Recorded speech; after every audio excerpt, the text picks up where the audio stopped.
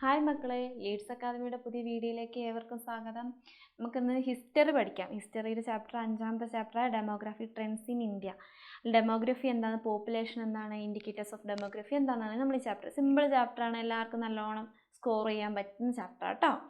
അപ്പം demography is the branch of science, systematic study of population. Greek word demos means people. പിന്നെ അതുപോലെ തന്നെ നമ്മുടെ graphene means define the people എന്നാണ് ഇതിൻ്റെ മീനിങ്. അത് ഡെമോഗ്രഫി എന്ന് പറഞ്ഞിട്ടുണ്ടെങ്കിൽ.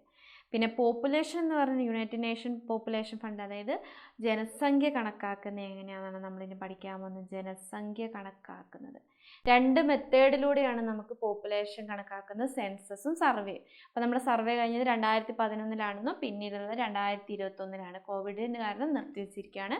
അതിൽ ഇന്ത്യയാണ് പോപ്പുലേഷൻ്റെ ഒരു കാര്യത്തിൽ ഫസ്റ്റ് എന്ന് പറയുന്നത്, രണ്ടാമത് ചൈന എന്നാണ് പറയുന്നത്.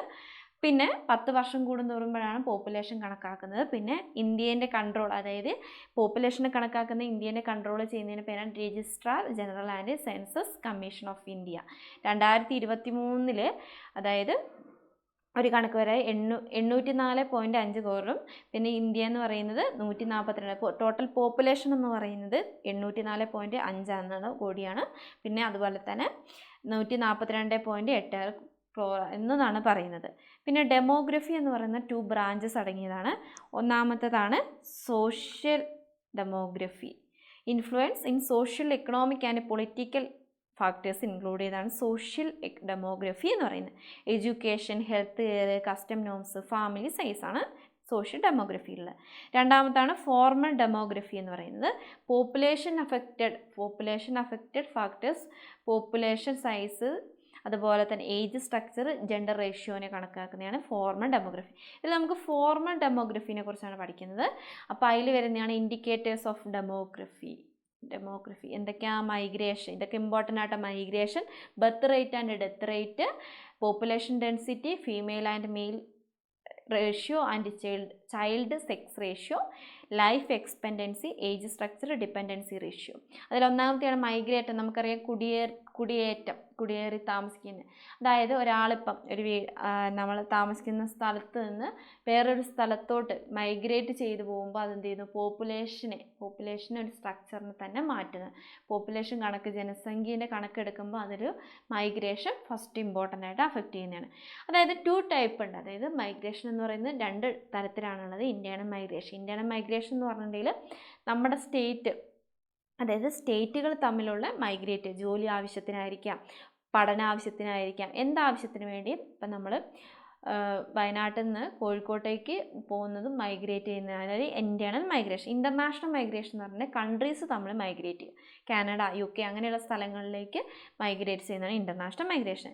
രണ്ടാമത്താണ് birth rate and death rate. Birth rate increase ചെയ്യുമ്പോൾ ഡെത്ത് റേറ്റ് ഡിക്രീസ് ചെയ്യുമ്പോൾ എന്ത് ചെയ്യുന്നു? പോപ്പുലേഷൻ എന്ന് പറയുന്നത് ഇൻക്രീസ് ചെയ്യുകയാണെന്ന് പറയുന്നു. അതായത് ബർത്ത് റേറ്റ്, ജനനം മുതൽ മരണം വരെ എന്ന് പറയുന്നത്, ഒരാളിപ്പം ഒരു കുട്ടി ജനിച്ചിട്ടുണ്ടെങ്കിൽ അതിന് ജനന സർട്ടിഫിക്കറ്റ് നമ്മൾ ഉണ്ടാക്കും. അതിനുള്ള ആ ഒരു ഡോക്യുമെൻ്റ് എന്ന് പറയുന്നത് ഗവൺമെൻറ്റിൻ്റെ ഒരു ഡോക്യുമെൻ്റായിട്ട് പോപ്പുലേഷൻ കണക്കാക്കുന്നു. പിന്നെ അതുപോലത്തെ മരിച്ചു കഴിഞ്ഞിട്ട് ഇത്ര ദിവസത്തിനുള്ളിൽ ഗവൺമെൻറ്റിലേക്ക്, അതായത് നമ്മൾ ആനുകൂല്യങ്ങളും മറ്റു കാര്യങ്ങളും എന്തെങ്കിലും ഗവൺമെൻറ് ഉദ്യോഗസ്ഥർ അങ്ങനെയാണെങ്കിലും നമുക്കൊരു ആനുകൂല്യം കിട്ടുന്നത് ഡെത്ത് സർട്ടിഫിക്കറ്റ് ഹാജരാക്കണം. അപ്പോൾ അതെന്ത് ചെയ്യുന്നു? ഗവൺമെൻറ്റിലേക്ക് ഒരു ഡോക്യുമെൻ്റായിട്ട് നമ്മൾ വെച്ചിരിക്കുകയാണ്. അപ്പോൾ അതെന്ത് ചെയ്യുന്നു? നമ്മുടെ ഒരു പോപ്പുലേഷനെ മെയിനായിട്ട് ബാധിക്കുന്നതാണ്. പിന്നെ ബർത്ത് റേറ്റ് ഡിക്രീസ് ചെയ്യുമ്പോൾ ഡെത്ത് റേറ്റ് ഇൻക്രീസ് ചെയ്യുന്നു. അതിനനുസരിച്ച് പോപ്പുലേഷൻ ഡിക്ലൈൻ ചെയ്യുന്നു.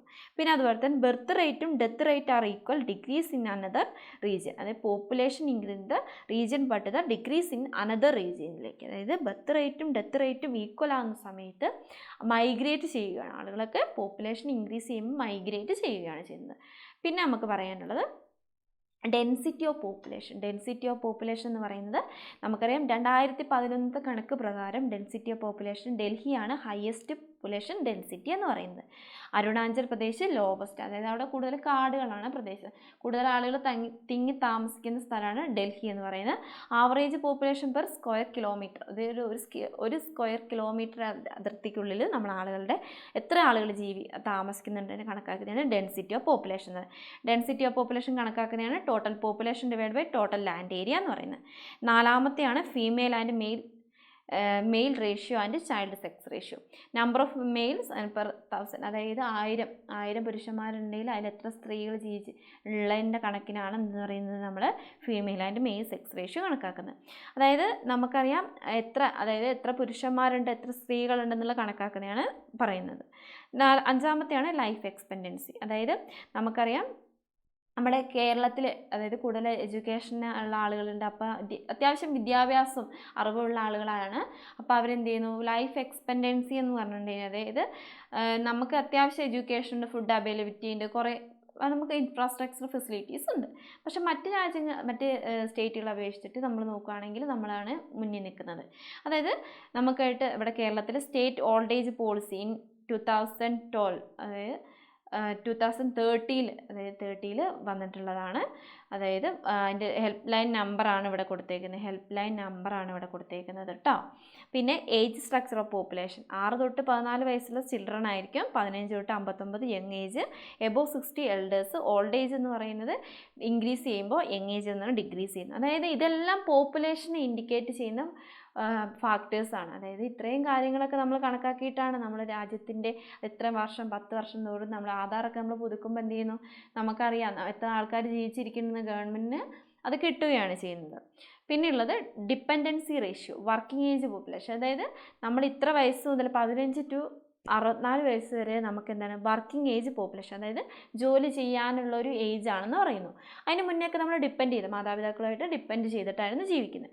15 years and above 64 years dependency category. Government provide education and health care. അതായത് ഗവൺമെൻറ് പ്രൊവൈഡ് ചെയ്യുന്നുണ്ട്, കൂടുതലായിട്ട് എഡ്യൂക്കേഷൻ ഫെസിലിറ്റീസും ഹെൽത്ത് കെയറും പ്രൊവൈഡ് ചെയ്യുന്നുണ്ട്. പിന്നെ ഇത്രയാണ് നമ്മുടെ ഇൻഡിക്കേറ്റേഴ്സ് ഓഫ് 7 കാര്യങ്ങളുണ്ട്, മറന്നു പോകരുത് കേട്ടോ, എല്ലാം നല്ലോണം പഠിച്ചോളണേ. പിന്നെയുള്ളത് ഡെമോഗ്രാഫിക് ഡിവിഡൻഡ് ഓർ ഗിഫ്റ്റ്. എന്താണ് ഡെമോഗ്രാഫിക് ഡിവിഡൻഡ് എന്ന് വെച്ചിട്ടുണ്ടെങ്കിൽ അതായത് dependency ratio decreases economic progress, unemployment people in employed people high demographic dividend. അതായത് ഡിപ്പെൻഡൻസി റേഷ്യോ ഡിഗ്രീസ് ചെയ്യുമ്പോൾ എക്കണോമിക് പ്രോഗ്രസ് എന്ന് പറയുന്ന എക്കണോമിക് ഗ്രോത്തിലേക്ക് നയിക്കുകയാണ്. അപ്പോൾ അതിലൂടെ എംപ്ലോയിഡ് പീപ്പിൾ എന്ന് പറയുന്ന ഹൈ പൊസിഷനിലെത്തുന്നു. അപ്പം അൺഎംപ്ലോയിഡ് ആയിട്ടുള്ള പീപ്പിൾസൊക്കെ എന്ത് ചെയ്യുന്നു, എംപ്ലോയിഡ് ആയിട്ട് മാറുകയാണ്. അപ്പോൾ ആ ഒരിനാണ് ഡെമോഗ്രാഫിക് ഡിവിഡൻഡ് എന്ന് പറയുന്നത്. അതായത് സോഷ്യോ എക്കണോമിക് പ്രോഗ്രസ് ആകാം, പ്രൊഡക്ടിവിറ്റി ആയിരിക്കാം, ഹ്യൂമൻ റിസോഴ്സസ് ഡെവലപ്മെൻറ്റ് ആയിരിക്കാം. ഇത്രയും കാര്യങ്ങളാണ് നമുക്ക് ഇതിൽ മെയിനായിട്ട് നോക്കണം. മെയിനായിട്ടുള്ള ഇമ്പോർട്ടൻ്റ് ആയിട്ടുള്ള കാര്യമാണ് ഈ ഒരു കാര്യം എന്ന് പറയുന്നത്. അപ്പം നമുക്ക് എന്താണ് ഡെമോഗ്രാഫിക് ട്രെൻഡ്സ് ഇൻ ഇന്ത്യ, എന്തൊക്കെയാണുള്ള കാര്യങ്ങളാണ് നമ്മൾ നോക്കിയത്. അതായത് ഡെമോഗ്രാഫിക് ട്രെൻഡ്സ് ഇൻ ഇന്ത്യ അതെന്താണെന്നാണ് നമ്മൾ നോക്കിയിരുന്നത്. അപ്പോൾ അതെന്തായാലും നല്ലോണം നോക്കുക. അപ്പോൾ എന്തെങ്കിലും ഡൗട്ട് ഉണ്ടെങ്കിൽ കമൻറ്റ് ചെയ്യുക. പിന്നെ അതുപോലെ തന്നെ നിങ്ങളുടെ കൂട്ടുകാർക്കൊക്കെ ഷെയർ ചെയ്യുക, ലൈക്ക് ചെയ്യുക. ഓക്കെ, അടുത്ത ക്ലാസ്സുമായിട്ട് നമുക്ക് അടുത്ത ദിവസം കാണാം.